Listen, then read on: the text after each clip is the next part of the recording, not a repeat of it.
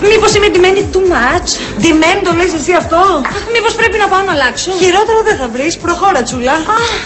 Αχ, νιώθω μια αναστάτωση που θα δούμε από κοντά το Διονύσχυνα. Καλέ, φοβάμαι πως με ερωτευτεί και παρατήσει την Κετούλα. Είναι κρίμα τώρα να διαλύσω μια οικογένεια, έχουν και μικρό παιδί. Αχ, νάτος! Όντως! Αχ, νάτος! Έλα, βγάλε μας μια φωτογραφία μαζί.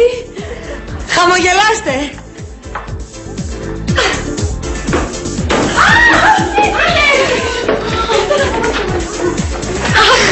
Νάτος και ζωντανός. Καλέ, είναι κούκλος. Αχ, κοίτα μάτια, κοίτα σώμα. Σκάσε, έρχονται. Γεια σου, Μιαρή. Γεια σας και εσάς, Διονύση. Από εδώ η κολλητή μου, η Γογό. Γεια σου, Γογό, τι κάνεις?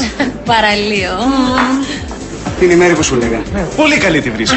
Δεν είναι ακριβώς αυτό που χρειαζόμαστε? Ελάτε, Διονύση, σταματήστε, θα κοκκινήσω. Δεν αφήνουμε τον πληθυντικό. Ό,τι πείτε εσύ.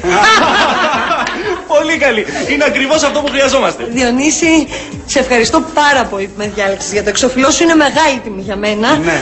Όμως δεν θα μπορέσω να το κάνω. Γιατί? Δεν κατάλαβα, μας αδειάζεις? Και με βαριά καρδιά. Δεν θες να είμαστε μαζί στο εξώφυλλο? Όχι. Όχι. Ούτε στο βίντεο κλιπ που θα γυρίζαμε μετά? Όχι. Όχι. Και εγώ που σκόπευα να σε πάρω μαζί μου και στην τουρνέ. Ένα μου παραδιάζει. Δεν μπορώ, μωρό μου, sorry. Κρίμα, γιατί θα ήμασταν φοβερό ζευγάρι στις αφίσες. Ποιες αφήσεις? Αφίσες, δρόμους. Συγγνώμη, όταν λέμε τώρα αφήσεις εννοούμε γιγαντοαφίσες? Γιγαντοαφίσες. Εγώ και εσύ αγκαλιά, όλη η Αθήνα θα γέμιζε. Time out. Γογό, δεν θέλω να τη στεναχωρήσω την καημένη την Ναταλία. Σε καταλαβαίνω. Αλλά τώρα θα μου πεις ποια καημένη? Ποια καημένη? Πλούσια είναι, θα το ξεπεράσει. Η καημένη είμαι εγώ. Εμένα μου λες πότε θα μου δοθεί ξανά η ευκαιρία να βγω γιγαντοαφίσες στην Αθήνα? Μη σου πω και ποτέ. Θα δεχτώ. Έτσι, μπράβο. Όχι, δεν μπορώ να δεχτώ. Το πήρα απόφαση. Κρίμας. Όχι κρίμας. Τέριαζε πολύ με το Διονύση. Γιατί πλάι στα κοριτσάκια φαίνεται μεγαλύτερος και καταλαβαίνεις, χάνει το image του. Ενώ με σένα.